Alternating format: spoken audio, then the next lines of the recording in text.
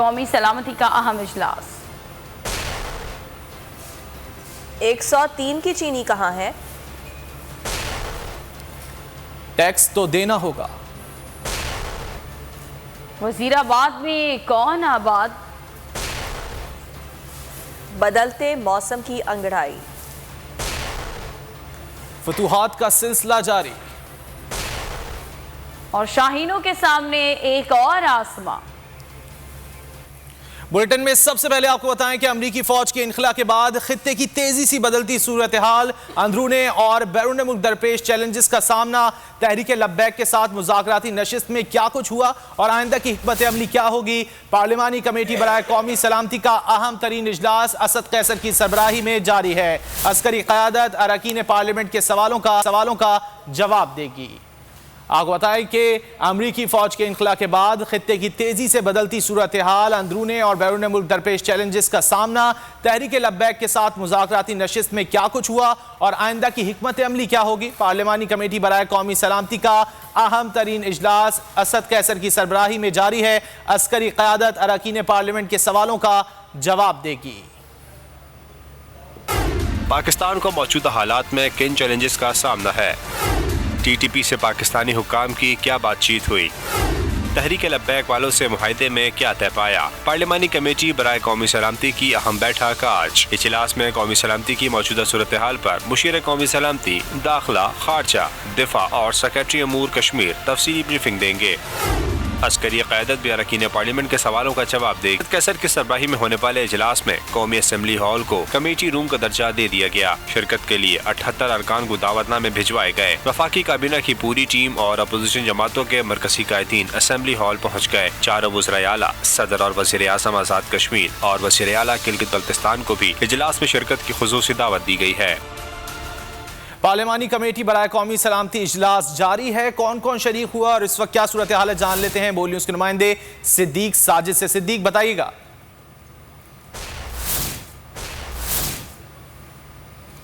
जी 78 अरकान पार्लियामेंट समेत 100 से ज़्यादा शुरा जो हैं वो इस वक्त पार्लिमानी कमेटी बराए कौमी सलामती के इजलास में शरीक हैं। स्पीकर असद कैसर इजलास की सदारत कर रहे हैं और तलावत कलाम पाक से इजलास का आगाज़ हुआ, जिसके बाद स्पीकर कौमी असम्बली ने तमाम शुरा को खुश आमदीद कहा और कहा कि आज का जो इजलास है ये गैर मामूली अहमियत का हामिल है, क्योंकि कौमी सलामती से मुतल्लिक़ तमाम मामलात के ऊपर जो है वो ब्रीफिंग भी दी जाएगी और आपके सवालों के जवाब भी दिए जाएंगे। और उन्होंने अस्करी क़यादत का शुक्रिया अदा किया कि एक मरतबा फिर जो है वो यहाँ पर आए और हमारे सवालात का जवाब देने के लिए यहाँ पर मौजूद हैं।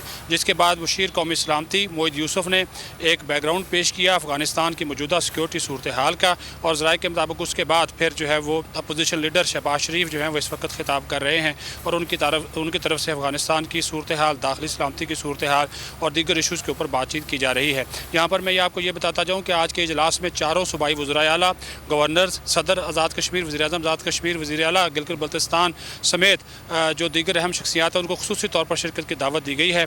Army chief general Qamar Javed Bajwa, DGISI lieutenant general Faiz Hameed और आला अस्करी हुकाम भी इस वक्त जो है वो इजलास में मौजूद हैं और नोट्स हैं वो भी लिए जा रहे हैं, जबकि अस्करी क़यादत जो है वो अरकान पार्लियामेंट के सवालों के जवाब भी देगी।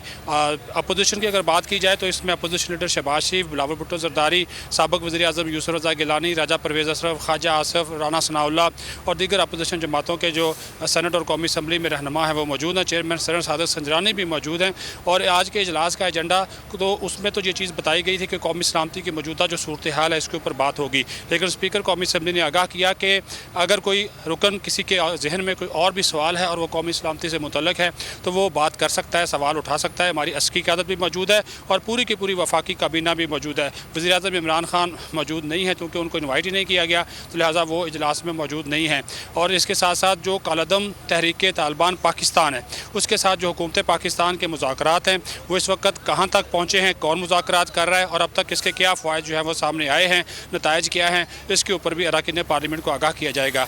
जो तहरीक लब्बैक पाकिस्तान है उनके साथ क्या मुआहदा हुआ, इसकी तफसीलात भी अपोजिशन ने फराहम करने का मुतालबा किया था, वो तफसीलात भी आज ऐवान के सामने रखी जाएंगी।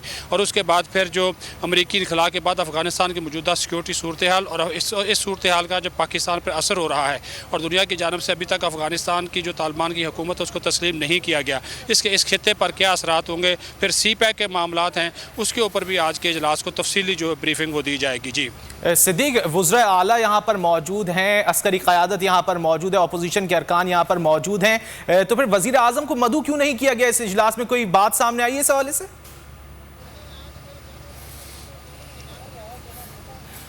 देखिए, इस बारे में कौमी असम्बली के आला हुकाम जो हैं वो बिल्कुल खामोश हैं, क्योंकि जो नोटिस जारी किया गया था उसमें बहुत से अरकान ऐसे हैं जिनको बतौर खुसूसी स्पेशल इन्विटेशन के तौर पे बुलाया गया।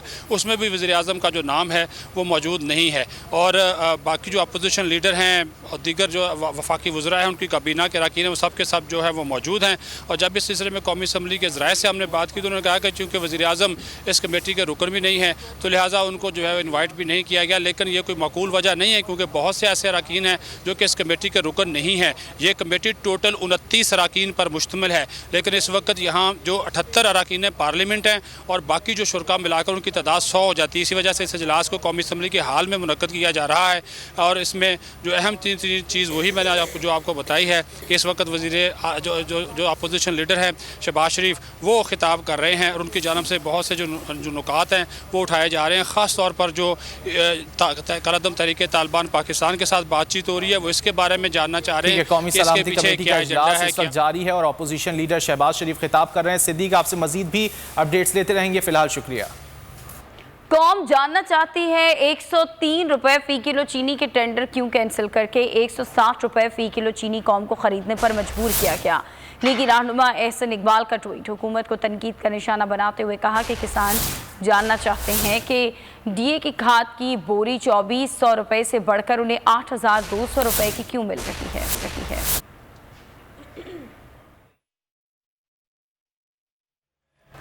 और ये भूल जाएं कि टैक्स नहीं लिया जाएगा। जो टैक्स नहीं देते थे उन्हें भी टैक्स देना होगा। मुशीर ख़जाना शौकत तरीन ने वाज़ेह कर दिया, कहा हुकूमत बग़ैर टैक्स के कुछ नहीं कर सकती। 2 से 3 साल में इनकम टैक्स और जीएसटी के अलावा तमाम टैक्स ख़त्म कर दिए जाएंगे। मईशत की समझ नहीं तो बात भी ना किया करें। मुशीर ख़जाना शौकत तरीन की जानिब से ये कहा गया है और उनका ये कहना है कि ये भूल जाएं कि टैक्स नहीं लिया जाएगा। जो टैक्स नहीं देते थे उन्हें भी टैक्स देना होगा। शौकत तरीन ने यह भी वाज़ेह किया और कहा कि हुकूमत बग़ैर टैक्स के कुछ भी नहीं कर सकती। 2 से 3 साल में इनकम टैक्स और जीएसटी के अलावा तमाम टैक्स ख़त्म कर दिए जाएंगे। टैक्स तो हम सब ने देना।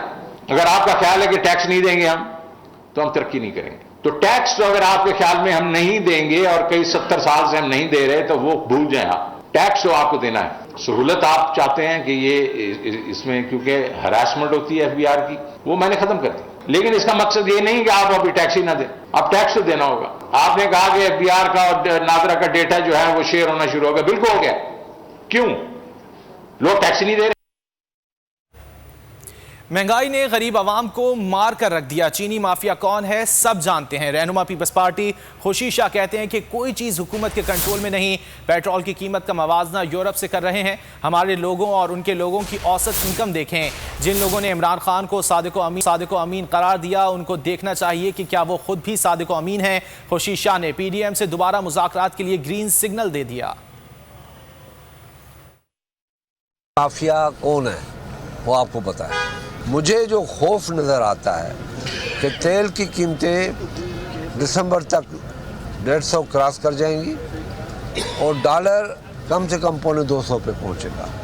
ये वही तरक्की है कि गरीब के पेट पे लात रख के जब उसकी ज़बान मुंह से निकलती है तो ये कहते हैं कि ये तरक्की है। वो हाल फिलहाल अपनी जान छुड़ाता है कि दूसरी जगहों पे ये है। भाई ऐसी इकॉनमी तुम बनाओ ना। हमारी तो जो एवरेज रेट है टोटल इकोनॉमी का वो हर बंदे का $150 भी नहीं है। तो आप उनसे मुकाबला कर रहे हो वहाँ पे 20,000, 25,000, 40,000, $50,000 के उस इकोनॉमी के साथ आप मुकाबला कर रहे हो। खुदा का खौफ करो।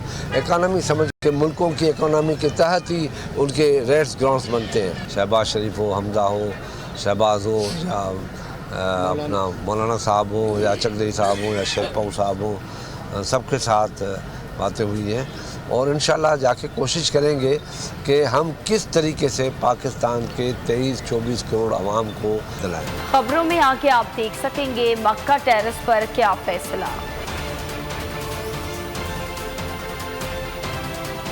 और तहरीक इंसाफ में फूट। मुल्क में एहतसाब का निज़ाम ना बना तो चल चलाव की सियासत जारी रहेगी। पीपल्स पार्टी और नून लीग की हुकूमतें करप्शन इल्ज़ामात पर ख़त्म हुई। आज भी करप्शन ऐसे ही मौजूद है जैसे पहले थी।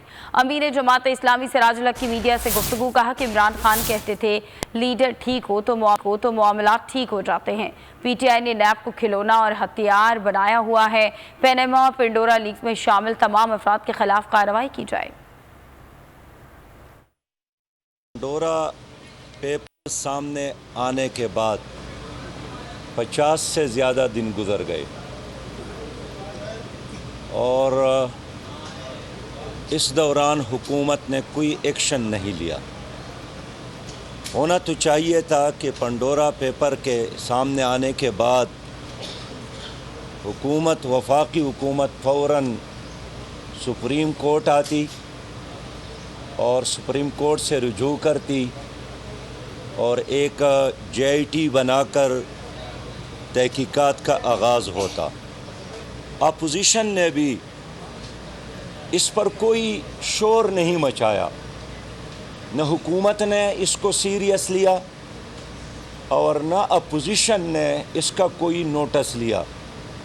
उसकी बुनियादी वजह यही है कि पेंडोरा पेपर्स में जो नाम आए हैं उसमें या सरकारी पार्टी के लोग हैं या ईवान में मौजूद बड़े पार्टियों के लोग हैं। इसलिए सब चाहते हैं कि रात गई और बात गई, सुनी अनसुनी हो जाए और मामला रफा दफा। सब्सक्राइब करें और बेल दबाएं ताकि कोई खबर रह न जाए।